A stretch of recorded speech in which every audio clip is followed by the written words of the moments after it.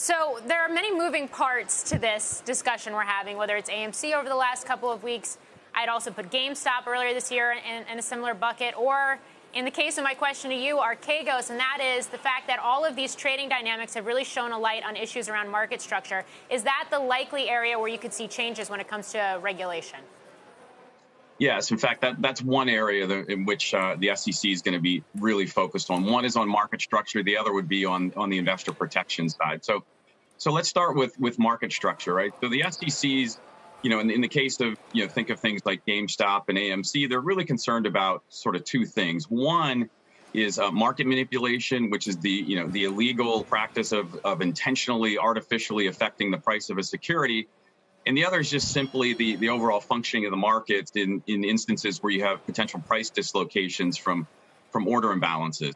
So let's take market manipulation first, right?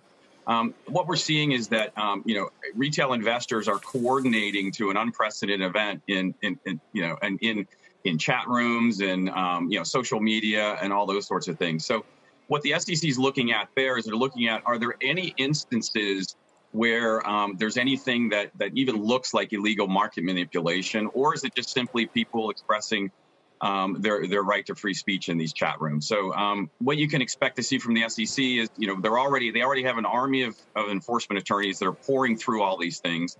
They have an arsenal of electronic surveillance, and if they find even one instance of potential market manipulation, we can expect to see on the enforcement side really a message case coming out of this. In terms of just the regular functioning of the market, go ahead.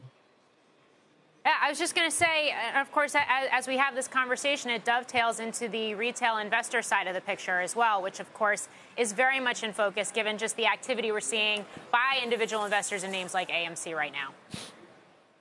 Yeah, like I said, what we're seeing is, an unprecedented amount of coordination, in these chat rooms, right? And so for a long time, whether you talk to market participants, regulators, or even academic economists, they tended to label retail investors, we call them noise traders, right? They're simply just background noise in the markets, right? To the extent that they don't really signal any future price movements, right? And the reason for that is because individual trade sizes tend to be very small.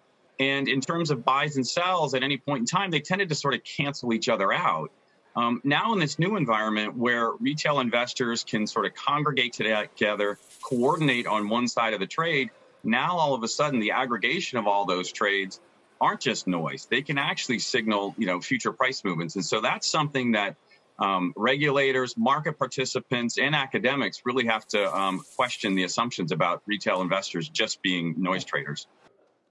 Shepard Smith here. Thanks for watching CNBC on YouTube.